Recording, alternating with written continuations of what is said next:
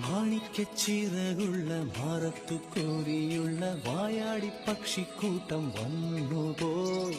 കാടൊന്നു കാണാനായി കൂടൊന്നു കൂട്ടാനായി ആകാശപ്പുഴ നീവി കുതിച്ചുപോയി.